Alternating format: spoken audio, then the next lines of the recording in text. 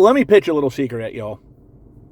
Granted, this is not exactly life-changing news. I'm not unearthing a critical unsolved mystery like who was on the grassy knoll, what really happened to Amelia Earhart, who was D.B. Cooper, nothing along those lines, but follow my train of thought anyhow.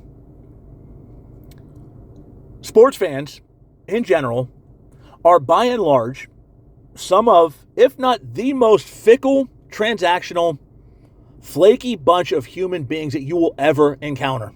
Yes, I know. I'm not telling you something you don't already know. Not something you're already aware of.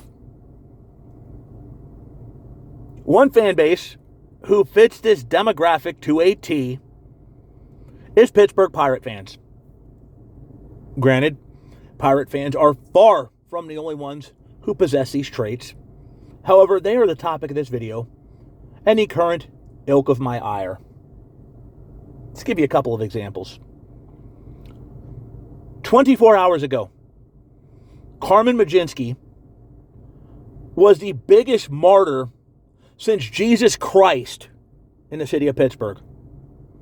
This guy got screwed. The Pirates did it again. You know, people were acting like they were moving a young Greg Maddux to the fucking bullpen.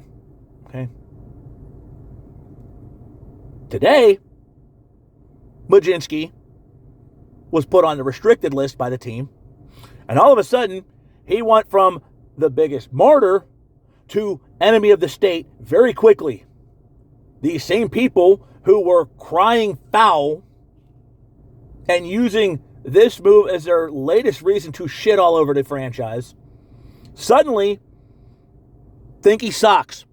He's a piece of shit. Trade him somewhere else. He'll be a bum like Mike Burrows. I've heard that a few times. He'll be a bum like every other Pirate pitcher we've traded over the last few years, not named Garrett Cole. They hate Bubba Chandler. He sucks, right? Get rid of him too. You'd think this guy was some 37-year-old scab they picked off the fucking dumpster pile who spent the majority of his career as a relief pitcher in Korea or some low-level fucking league in in Indonesia. I mean, just randomly picking a country, nothing personal. Never mind the fact that he's a rookie. Right? He's going to go through these growing pains. Most rookies do. And Jared Jones. Oh, they hate Jared Jones now. Because Jared Jones dare look like shit in his first start back in almost 2 fucking years. All of a sudden, this guy's another scrub that should be sent out the door, sent packing. I mean, again, never mind the fact that Jones had not pitched a game since September 27th of 2024. We are talking 1 full season and parts of another, okay? Almost half of this one.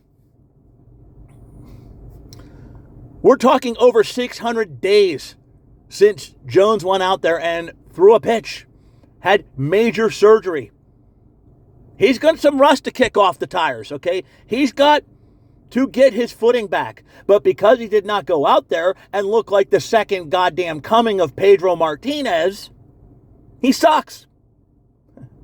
I've seen this same fan base shit all over Paul Skenes because he had a couple of bad pitches in an inning. Right? So if you're keeping track, Carmen Mlodzinski went from the biggest martyr since Andrew McCutchen was not brought back, so he replaced McCutchen as the martyr of the area, to the biggest enemy since Sid Slid, to Bubba Chandler being a piece of shit, a bum, a scrub, a loser, to Jared Jones, Paul Skenes. I mean, Marcell Ozuna, don't even get me started on him, what they think of him. Right? We want to bring McCutchen back, who was just designated for assignment by the Rangers at 39 years old. Okay? But we don't want to give Ozuna an opportunity to get his shit together. Now, granted, when the organization signed Ozuna this offseason, I had no illusions that this was going to be a long-term answer. And none of you should have either. My hope was that he came out and played like Marcell Ozuna normally does, and then they flip him at the deadline for a package of prospects. That was my hope. Hasn't done it. He's not played well. I'm not going to sit here and say he has.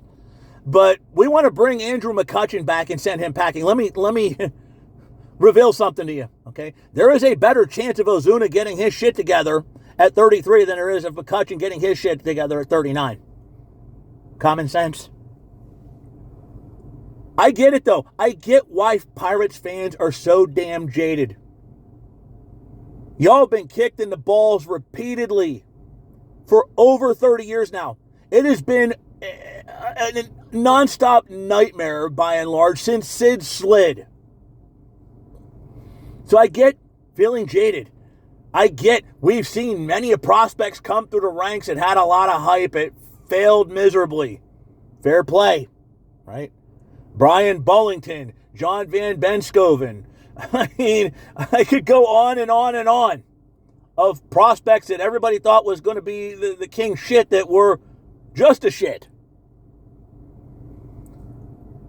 But sometimes you just have to let nature take its course. And as for Mlodzinski, I get why he's pissed. Okay? I get why the guy is upset. Put yourself in his shoes.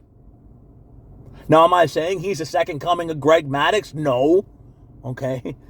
Not by a long shot. The talent's there. The ability's there, but he's far from proving himself. And when it comes to ceilings, for reasons unbeknownst, his is lower than Chandler's and Jones. So guess what? The organization is going to give credence to the ones that have the higher ceiling. That's just the way it works. That's the way it works in every fucking organization, not just at PNC Park. But Mlodzinski went out there and pitched pretty damn well for himself as a starter. And then he was told, by the way, fuck off, go to the bullpen. How do you expect him to react? The guy's a competitor. Would you rather him shrug his shoulders and say, oh, well, no problem, cool. But we confuse competitiveness with being team players, bending over and taking it up the ass, okay? Imagine going in, working your ass off, doing very, very well for yourself at your specific job, the job of your dreams, and then being told by management, oh, by the way, nope, we're going to bump you to part-time, we're going to bump you to situational use. You'd be pissed too. And guess what? Carmen is.